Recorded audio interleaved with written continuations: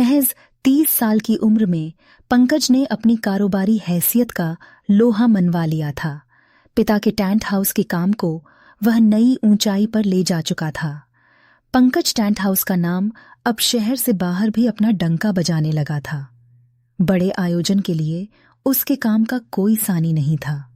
जहां उसके पिता 25 लोगों के स्टाफ के साथ अपना कारोबार चलाते थे, वहीं पंकज ने पिछले तकरीबन 1.5 साल में 200 लोगों का स्टाफ अपने नीचे काम करने के लिए रख लिया था। पैसों की बारिश के साथ सामाजिक इज्जत में भी भारी इजाफा हुआ था, पर इस शान शौकत, इज्जत, पैसे के एवज में पंकज न तो चैन की नींद ले पाता था, न ही ढंग से भोजन कर पाता था। पंकज की शादी हुए भी 2 साल हो चुके थे, पर 3 दिन के हनीमून के अलावा उसके पास बीवी के लिए भी समय नहीं था।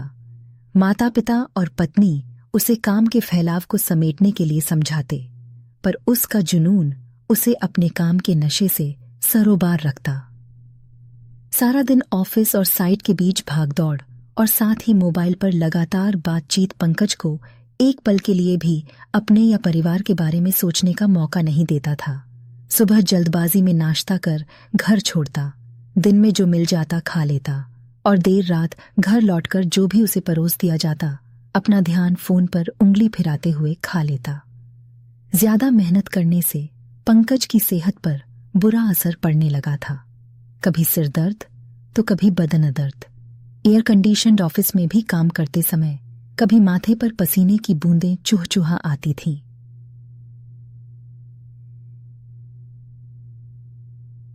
एक दिन ऐसे ही बेचैनी में पंकज ऑफिस से उठकर अपने गोदाम की ओर चल दिया। 4-5 मजदूर सामान को जमाते जमाते भोजन करने जमीन पर घेरा बनाकर बैठे थे। कोई डब्बे में तो कोई थैली में से भोजन निकाल रहा था और हंसी ठिठोली से माहौल में मस्ती घोल रहा था। पंकज चुपचाप उनको निहारता रहा और उसे उनको देखकर ही सुकून मिलने लगा था।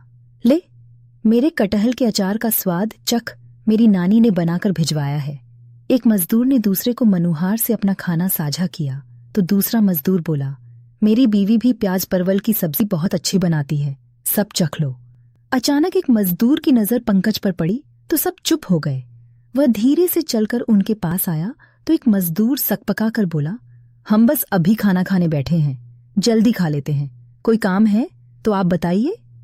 पंकज झिझकते हुए बोला, क्या मैं भी आप लोगों के साथ बैठकर भोजन कर सकता हूं? कुछ देर की शांति के बाद एक जना अटकते हुए बोला, हमारा भोजन शायद आपको पसंद ना आए, और फिर आप कहाँ बैठकर खाएंगे, यहां तो बर्तन भी नहीं है। अरे, मैं यहीं तुम्हारे साथ बैठकर भोजन करना चाहता हूं, अगर आपको एतराज न हो तो।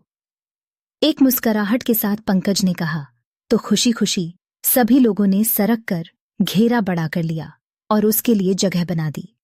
पंकज पूरे मजे के साथ एक और खाते हुए सोच रहा था कि इतनी दौलत होने के बाद भी उसने जिंदगी में पिछली बार कब इतने शौक से भोजन किया था। बहुत सोचने के बाद भी पंकज याद नहीं कर पाया। इस समय तो बार बार बजते फोन को भी उसने साइलेंट मोड पर कर दिया था। उसके कारोबार के लिए मेहनत करने वाले कामगारों को वह पहली बार जानने समझने का मौका पा रहा था, जो सब मिलकर उसे अपनी बातों से अनोखा मजा दे रहे थे। वहां से खाना खाकर जाते हुए पंकज यह सोच रहा था कि वह अपने सभी कामगारों को एक शानदार तोहफा देगा और काम से छुट्टी लेकर अपने परिवार के लिए भी रोज समय जरूर निकालेगा।